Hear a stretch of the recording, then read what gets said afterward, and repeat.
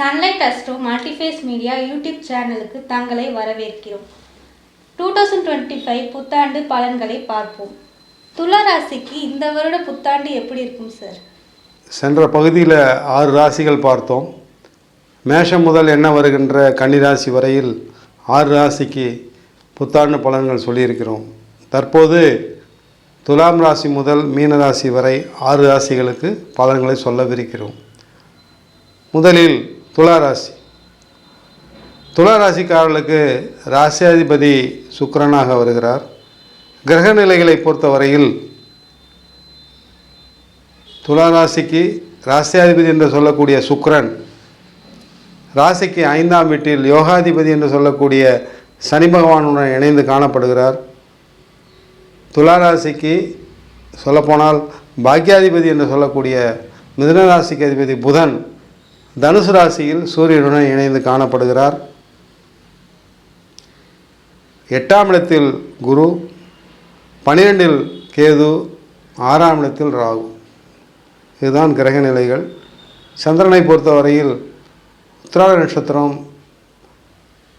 மகர ராசியில் பிறக்கிறது இந்த 2025ஆம் ஆண்டு. சரி, துலா ராசிக்கு எவ்வாறு இருக்கிறது? ராசியாதிபதி சுக்கிரன் சனியுடன் இணைந்திருப்பது மிக மிக ஒரு அற்புதமான காலகட்டம். 8ஆம் ஆதிபத்தியம் என்று சொல்வது ஆயுள் ஸ்தானம் என்று சொல்வார்கள். ஆயுள் ஸ்தானத்தில் சுபகிரகம் அமைவது ஆயுள் தீர்க்கம். அது கடந்த கிட்டத்தட்ட ஒரு வருடமாக நடந்து கொண்டிருக்கிறது. ரிஷபராசியில் குரு, இன்னும் சில மாதங்களில் குரு பயிற்சியும் நடக்கவிருக்கிறது. 9ஆம் இடத்திற்கு குரு செல்கிறது. 9ஆம் இடத்திலிருந்து 5ஆம் பார்வையாக துளாராசியை பார்க்கிறார். துளாராசிக்கு 3ஆம் இடத்திற்கும் துளாராசிக்கு 5ஆம் இடத்திற்கும். அதை தவிர துளாராசிக்கு 5ஆம் இடம் என்று சொல்லக்கூடிய கும்பராசியில் இருக்கக்கூடிய சனி சுக்கிரனை குரு பார்க்கிறார். மிக மிக அற்புதமான காலகட்டங்கள் இந்த 2025ஆம் ஆண்டு துளாராசிக்கு. 12 ராசிகளில் முதன்மையாக ரிஷபராசி மிகவும் அருமையாக இருக்கிறது என்று சொன்னேன். அடுத்ததாக இரண்டாவதாக துளாராசிக்காரர்களுக்கு இந்த 2025ஆம் ஆண்டு மிக மிக அற்புதமான ஆண்டாக அமையும் என்பதில் திண்ணம் கருத்து மாறுபாடு இல்லை. மிக மிக அருமையாக இருக்கிறது பலன்கள் துளாராசிக்காரர்களுக்கு. எந்த வகையில்?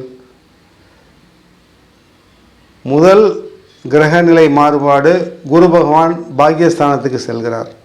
இரண்டாவது தற்காலிக கிரக நிலைப்பாடு, 5ஆம் வீட்டில் சனியும் அத்துடன் சுக்கிரன் இணைந்திருப்பது. 3ஆம் இடத்தில் புதன் அமைந்து சூரியனுடன் இணைந்து, லாபாதிபதி சூரியனுடன் இணைந்து பாக்கியஸ்தானத்தை பார்ப்பது மிக மிக அற்புதமான பலன்களை கொடுக்கவிருக்கிறது இந்த 2025ஆம் ஆண்டு துளாராசிக்காரர்களுக்கு. தொழிலில் லாபம் பெருகும், செய்தொழில் அருமையாக நடைபெறும், தங்கு தடைகள் தாமதங்கள் அனைத்தும் தவிடுபடியாகும்.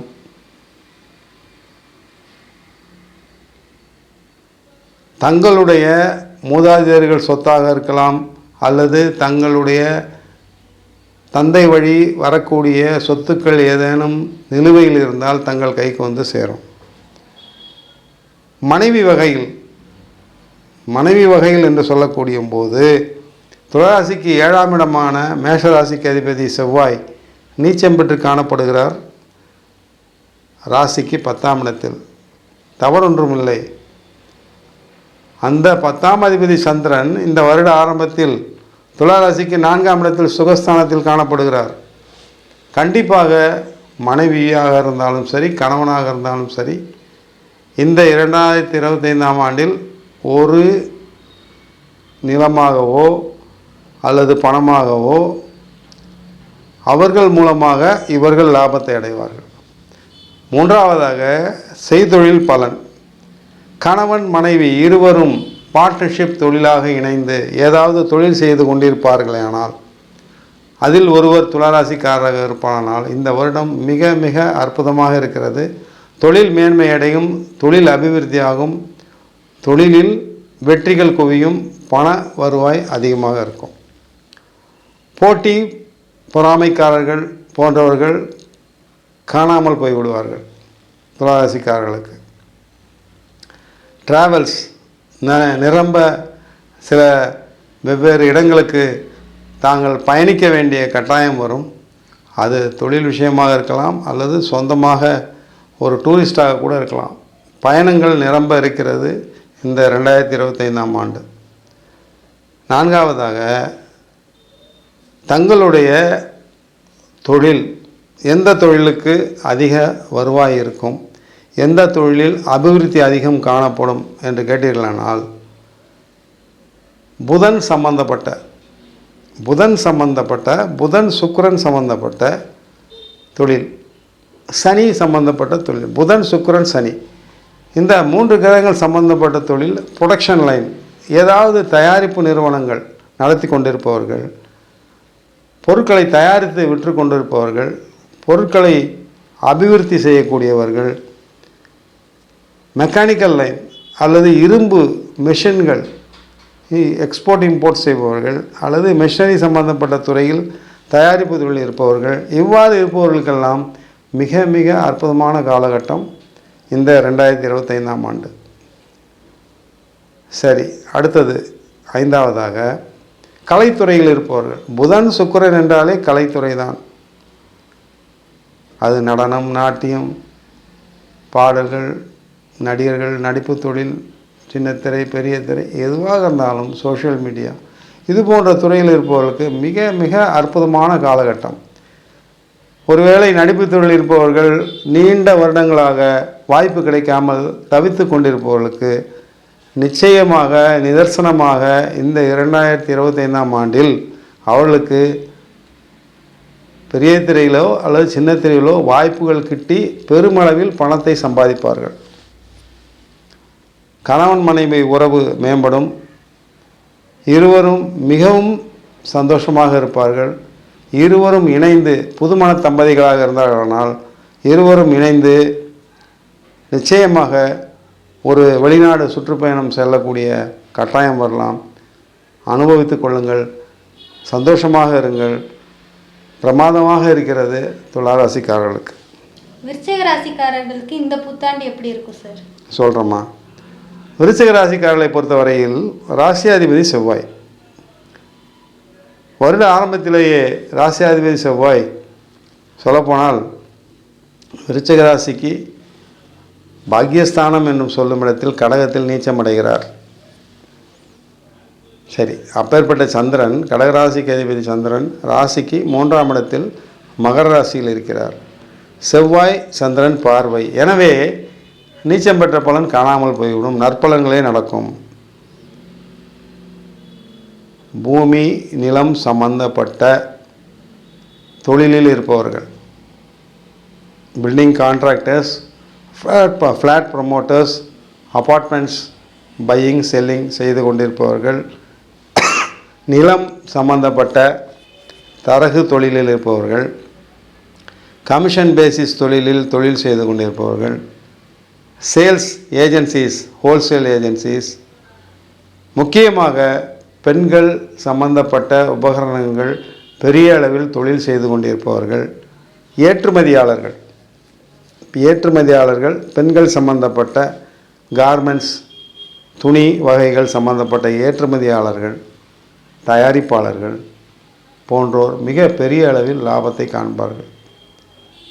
முக்கியமான விஷயம் என்னவென்றால், 7இல் இருக்கக்கூடிய குரு பகவான் கண்டிப்பாக இந்த 2025ஆம் ஆண்டில் முதல் 3 மாதத்திற்குள் திருமண வாய்ப்புகளை அள்ளி கொடுத்து விடுகிறார். திருமணமாகாத ஆண் பெண் நபர்களுக்கு திருமண வாய்ப்பு கண்டிப்பாக வந்து சேரும். திருமணம் கைகூடும், தடைகள் விலகும். நீண்ட நாட்களாக பிரிந்திருக்கக்கூடிய கணவன் மனைவி பிரிந்திருக்கக்கூடிய விருச்சிக ராசிக்காரர்கள் மீண்டும் இணைந்து விடுவார்கள். அதற்குரிய காலம் கனிந்து வருகிறது. உடல் பீடையில் இருப்பவர்கள், உடல் பலவீனமுற்று இருப்பவர்கள், சற்று வயதானவர்கள், பெண்கள், குழந்தைகள் அனைவருக்கும் உடல் பீடை நீங்கி உடல் நலம் அபிவிருத்தி அடைந்து மிக உன்னத நிலையை அடைவார்கள் என்பதில் எந்தவித ஐயமும் இல்லை. மொத்தத்தில் இந்த 2025ஆம் ஆண்டு விருச்சிக ராசிக்காரர்களை பொறுத்தவரையில் மிக மிக அற்புதமான ஆண்டாக அமையும் என்பதில் எவ்வித ஐயமும் இல்லை.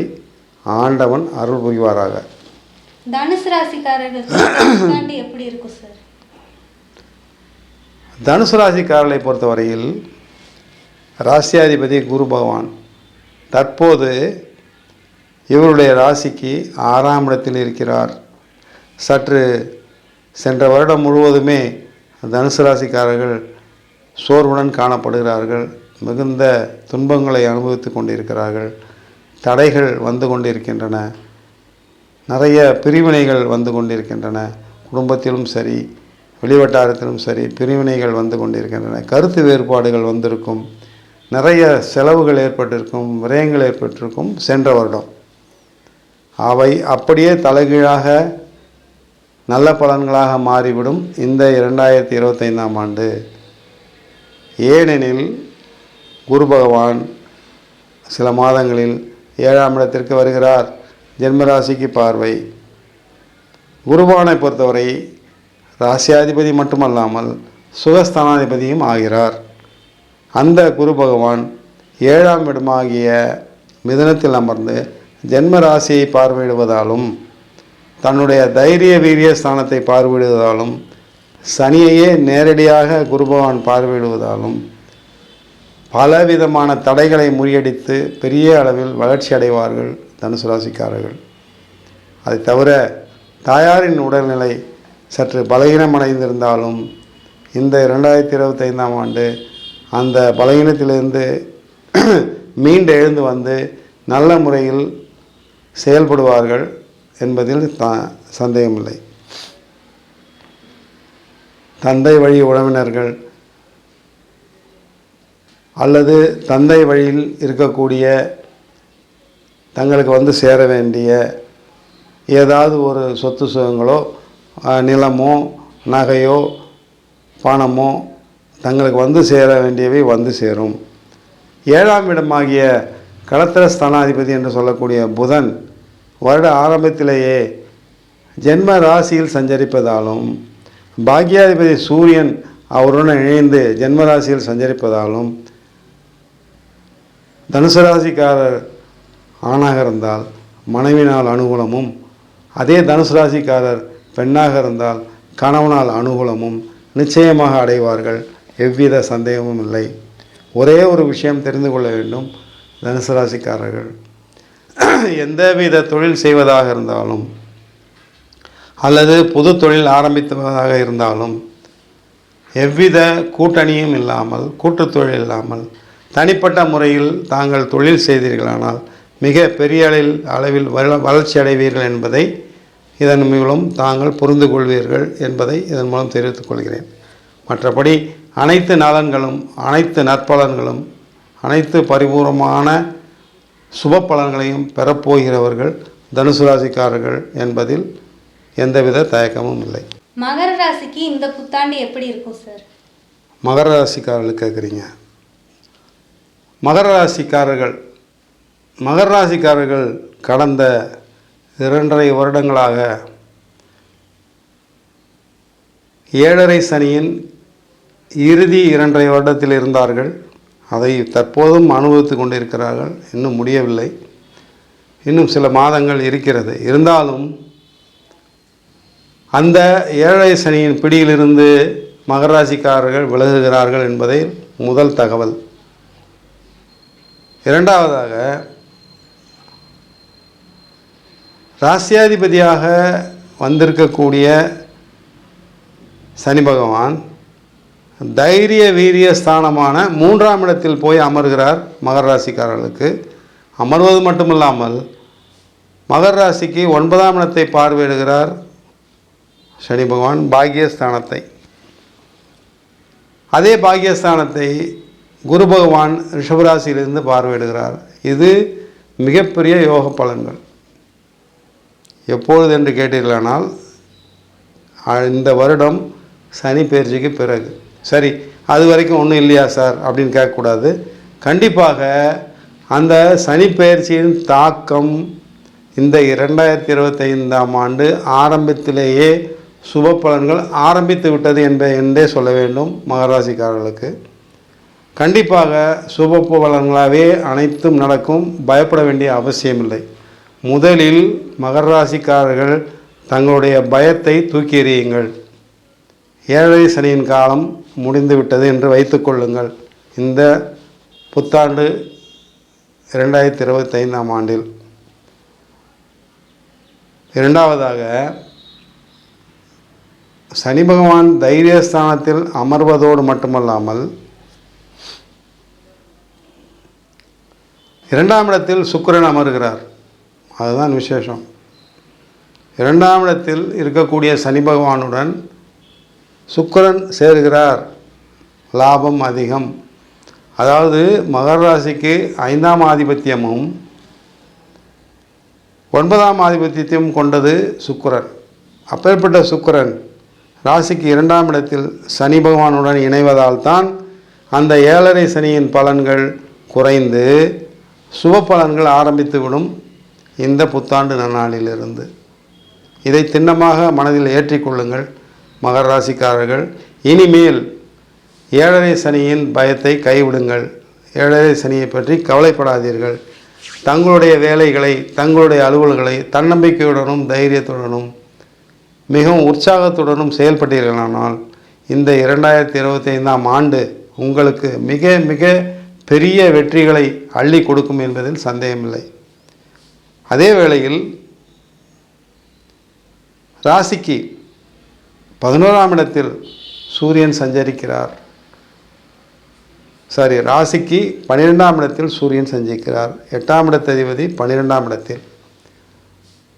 என்ன சார் சூரியனை பற்றி சொல்கிறீங்களே? ஆமாம், கண்டிப்பாக விஷயம் இருக்கிறது. விரயஸ்தானத்தில் இருக்கிறார் சூரியன். மார்கழி மாதம் முழுவதும் ஜனவரி மாதம் 15ஆம் தேதி வரையில் சூரியன் விரயத்தில் இருக்கிறார். எனவே ஜனவரி மாதம் 15ஆம் தேதி வரையில் மட்டும்தான் தாங்கள் தங்களுடைய உடல்நலத்தை சற்று பார்த்து கொள்ள வேண்டும். தலையில் அடிபடாமல் பார்த்து கொள்ள வேண்டும். வாகனங்களில் செல்லும்போது எச்சரிக்கையாக செல்ல வேண்டுமே தவிர அதற்கு பிறகு தாங்கள் பயப்பட வேண்டிய அவசியமில்லை. அதே வேளையில் சுக்கிரனும் 7ஆம் இடத்தில் செவ்வாய் நீச்சம் பெறுகிறார். சுக்கிரன் 2ஆம் இடத்தில் சனி பகவானுடன் சேர்கிறார். குரு பகவான் தங்களுடைய ராசிக்கு 5ஆம் இடத்திலிருந்து 6ஆம் இடத்திற்கு செல்கிறார். 3, 9 என்று சொல்லக்கூடிய இடங்களில் ராகு கேது செயல்படுகிறார். இவையெல்லாம் தங்களுக்கு சாதகமான பலன்களையே உண்டாக்குகிறது. பழைய கடன்கள் வசூலாகும். புது வருமானம் ஏற்படும். புது தொழில் துவங்குவதற்கு மகர ராசிக்காரர்களுக்கு இந்த 2025ஆம் ஆண்டு மிக மிக உன்னதமான ஆண்டு, சந்தேகமே இல்லை. ஒருவேளை இதற்கு முன்னையே கூட்டுத் தொழிலில் இருந்து கொண்டிருப்பவர்களுக்கு அந்த கூட்டுத் தொழிலிருந்து விலகி தானே ஒரு முதலாளியாகி தனியாக தொழில் செய்து சம்பாதிப்பது சாத்தியமாகும் இந்த 2025ஆம் ஆண்டில். திருமணமாகாதவர்களுக்கு திருமணமாகும் என்பதெல்லாம் மிக மிக சாதாரண பலன். அதெல்லாம் நடந்துடும், ஒன்றும் பிரச்சனை இல்லை. திருமணம் ஆகி குழந்தை பாக்கியம் இல்லாதவர்களுக்கு குழந்தை பாக்கியம் ஏற்படும். வெளிநாட்டு பயணம் கண்டிப்பாக அனைத்து மகர ராசிக்காரர்களுக்கும் எந்த தொழிலில் இருப்பவர்களாக இருந்தாலும் கண்டிப்பாக வெளிநாட்டு பயணம் என்பது ஒரு தொழில் நிமித்தமாகவோ சொந்த விஷயம் காரணமாகவோ டூரிஸ்டாகவோ தேனிலவுக்காகவோ புதுமண தம்பதிகள் ஒரு தேனிலவுக்காக கூட செல்லலாம். இது போன்ற சூழ்நிலைகள் எல்லாம் மகர ராசிக்காரர்களுக்கு காத்து கொண்டிருக்கிறது இந்த 2025ஆம் ஆண்டு. பயன்படுத்தி கொள்ளுங்கள். நல்ல முறையில் ஏற்றுக்கொள்ளுங்கள். சுப பலன்களை வெற்றி பெறுங்கள். அனைத்து விஷயத்திலும் காரியத்தை சாதித்து கொள்ளுங்கள். தங்களால் இயன்ற வரையில் புரிந்து கொள்ளுங்கள், புரிந்து செயல்படுங்கள். மகராசிக்காரர்கள். கும்பராசிக்காரர்களுக்கு இந்த புத்தாண்டு எப்படி இருக்கும் சார்? கும்பராசிக்காரர்களுக்கு இன்னும் ஜென்ம சனி விலகவில்லை. முதல் விஷயம். இரண்டாவது ஒரு நல்ல விஷயம், அதே கும்பத்தில் சனி ஜென்மராசியில் அமர்ந்திருந்தால் கூட சுக்கிரன் அவ்விடத்தில் வந்து இணைகிறார். கும்பராசிக்காரர்களை பொறுத்தவரையில் சுக்கிரன் மிக மிக 100% சுபர். கும்பராசியிலிருந்து என்ன வருகின்ற மூன்றாம் இடத்தில் ரிஷபராசியில் தற்போது குரு காணப்படுகிறார். 9ஆம் இடத்திற்கு பார்வை. எனவே அது ஒரு நல்ல பலன். மூன்றாவதாக ராசிக்கு 2ஆம் இடத்தில் ராகுவும் 8ஆம் இடத்திலும் கேதுவும் இருப்பது குடும்பத்தில் சின்ன சின்ன கலகங்கள் ஏற்படுவதற்கு வாய்ப்பு இருக்கிறது. முடிந்தவரை தங்களுடைய சொற்களை கவனமாகவும் பாதுகாப்பாகவும் பயன்படுத்துவது நல்லது. கும்பராசிக்காரர்களுக்கு 2ஆம் இடம் என்பது தன குடும்ப வாக்குஸ்தானம். அந்த வாக்குஸ்தானத்தில் ராகு அமர்ந்திருப்பதால் தாங்கள் பிறரிடம் பேசும்பொழுது தங்களுடைய வார்த்தைகளை பிரயோகிப்பதில் கவனம் தேவை. ஜென்மராசியில் சனியும் 2இல் ராகுவும் இருப்பதால் கருத்து மோதல்கள், கருத்து வேறுபாடுகள் அனைவரிடமுமே ஏற்படுவதற்கு வாய்ப்பு உண்டு. கணவன் மனைவியாக இருந்தாலும் சரி, நண்பர்களாக இருந்தாலும் சரி, தொழில் நிமித்தமாக இருந்தாலும் சரி, அயலாக இருந்தாலும் சரி, தேவையில்லாமல் தாங்கள் ஏதோ ஒரு காரியத்திற்கு செல்வீர்கள். தேவையில்லாமல் தங்களுக்கு சம்பந்தமே இல்லாத ஒருவர் தங்களிடம் வம்பு வழக்கு ஏற்படுவதற்கு கூட வாய்ப்பு இருக்கிறது. எனவே இது வருடம் முழுவதும் அல்ல, வருகின்ற சனி பெயர்ச்சி வரையில் ஒரு 3 மாதங்களுக்கு 4 மாதங்களுக்கு அது வரையில் எவ்வித பிரச்சனையும் இல்லாமல், சண்டை சச்சரவு இல்லாமல், தேவையில்லாமல் வம்பில் செல்லாமல் பார்த்து கொள்ளுங்கள். அவ்வாறு ஏதாவது பிரச்சனைகள் ஏற்பட்டால் அது காவல் நிலையம் வரையில் கூட செல்லலாம். கவனம் தேவை, எச்சரிக்கை தேவை. கும்பராசிக்காரர்களுக்கு ஒரு 3-4 மாதங்களுக்கு. சரி, என்ன சார் வருஷம் முழுவதும் அப்படி தான் இருக்குமா சார் அப்படின்னு கேட்டிங்கன்னா அப்படி கிடையாது. ஒரு 3-4 மாதங்களுக்கு எச்சரிக்கையாக இருக்க வேண்டும். அதன் பிறகு சனி பயிற்சி ஆன பிறகு, குரு பயிற்சி முடிந்த பிறகு 2ம் சில மாதங்கள் நடைபெறுகிறது. தங்களுடைய நான் தற்போது பேசிக்கொண்டிருக்கின்ற அனைத்து விஷயங்களும் அப்படியே மாறிவிடும். இறுதியான 2.5 வருடங்கள் கும்பராசிக்காரர்களுக்கு வருகிறது. 7.5 சனி என்பது 7.5 வருடம். அதில் 5 வருடங்கள் பூர்த்தி அடைந்து கடைசி 2.5 வருடங்கள் நடத்தப் போகிறது சனி பகவானுடைய ஆட்சி. இந்த 2.5 வருடங்கள் 3வது 2.5 சனி என்பதால் 100க்கு 25 அசுப பலன்களும் 75% சுப பலன்களும் அடைவதற்கு கண்டிப்பாக வாய்ப்பிருக்கிறது கும்பராசிக்காரர்களுக்கு. நான் இதை சொன்னால் கூட அனைத்து கும்பராசிக்காரர்களும் தற்காலிக சூழ்நிலையில் ஏற்றுக்கொள்ள மாட்டார்கள். ஆனால் இதுதான் உண்மை. தற்போது இருக்கக்கூடிய சூழ்நிலை சற்று சுமார்தான், அவ்வளவு திருப்திகரமாக இல்லை. ஒரு 4 மாதங்கள் கடந்த பிறகு பாருங்கள், அடுத்த ஒரு 8 மாதங்கள் மிக மிக பிரமாதமாக இருக்கும். அனைத்து துறையிலும், பொதுவாகவே அனைத்து துறையிலும் கும்பராசிக்காரர்களுக்கு மிகவும் சாதகமான சூழ்நிலைகள் மாறி தங்களுடைய வெற்றிகள் படிப்படியாக தங்களை வந்து சேரும் என்பதை இதன் மூலம் புரிந்து கொள்ளுங்கள் கும்பராசிக்காரர்கள். மீன ராசிக்காரர்களுக்கு இந்த புத்தாண்டு எப்படி இருக்கும் சார்? இறுதியாக 12ஆம் ராசியான மீனராசிக்காரர்களுக்கு எவ்வாறு இருக்கும்? ஏற்கனவே ஜென்மராசியில் ராகு, 7ஆம் இடத்தில் கேது, 3ஆம் இடத்தில் குரு, ராசியாதிபதி 3ஆம் இடத்தில் மறைந்து காணப்படுகிறார். 5ஆம் இடத்தில் செவ்வாய் நீச்சமடைகிறார். அதை தவிர 12ஆம் இடத்தில் சனி சுக்கிரன். சொல்லப்போனால் மீனராசிக்காரர்களுக்கு தான் 12 ராசிகளிலேயே மிகவும் சரியில்லாத கிரக பயிற்சிகள் தற்காலிகமாக நிகழ்ந்து கொண்டிருக்கிறது. இது நிதர்சனமான உண்மை. மீனராசிக்காரர்களை பொறுத்தவரையில் அனைத்து விஷயங்களிலும் எச்சரிக்கையாக இருக்க வேண்டும் இந்த ஆண்டு முழுவதுமே. சரி சார், அதுக்கு என்ன காரணம்? காரணம் வேணும் இல்லையா? எல்லா விஷயத்துக்கும் ஒரு காரணம் வேணும், சும்மா சொல்லிட்டு போயிடக்கூடாது. விரையாதிபதியான சனி ஜென்ம ராசிக்கு வருகிறார், முதல் காரணம். 2வது காரணம், ஒரு 4 மாதங்களுக்கு குரு 3ஆம் இடத்தில் மறைந்து காணப்படுகிறார். குரு உங்களுடைய ராசியாதிபதி. 3வதாக 10ஆம் அதிபதியும் குரு பகவான் தான், தொழில் ஸ்தானத்துக்கு அதிபதி. அவர் 3ஆம் இடத்தில் மறைந்து காணப்படுகிறார். அவ்வளவு வலிமையாக இல்லை. ரிஷபராசியில் அமர்ந்திருப்பது அவ்வளவு பிரகாசமாக இல்லை. அது சென்ற வருடத்திலேயே தங்களுக்கு தெரிந்திருக்கும். ஜென்மராசியில் ராகு, 7இல் கேது, கணவன் மனைவி பிரச்சனை, பிரிவினைகள், கருத்து வேறுபாடுகள் இவையெல்லாம் வருவதற்கு வாய்ப்பு இருக்கிறது. உடல்நல பிரச்சனை, 12இல் சனி அமர்ந்து ராசியாதிபதி குரு பகவான் மறைந்து காணப்படுவதால் முதல் 4 மாதங்களில் உடல்நல பிரச்சனைகள் வருவதற்கு வாய்ப்பு இருக்கிறது. அது இருதய சம்பந்தப்பட்ட பிரச்சனையாக இருக்கலாம் அல்லது வயிறு சம்பந்தப்பட்ட பிரச்சனையாக இருக்கலாம். கவனத்தில் கொள்ளுங்கள் மீனராசிக்காரர்கள். சரி சார், அப்போனா நன்மைகளே இல்லையா அப்படின்னு கேட்டிங்கன்னா அப்படி கிடையாது. 75% அசுப பலன்களும் ஒரு 25% மட்டுமே சுப பலன்கள் கொடுக்கக்கூடிய அளவில் மீனராசிக்காரர்கள் இந்த 2025ஆம் ஆண்டை சந்திக்கப் போகிறார்கள். சரி, இதற்கு ஏதேனும் நிவர்த்தி உண்டா என்று கேட்டீர்களானால், என்னை பொறுத்தவரை, என்னுடைய கணிப்பை பொறுத்தவரை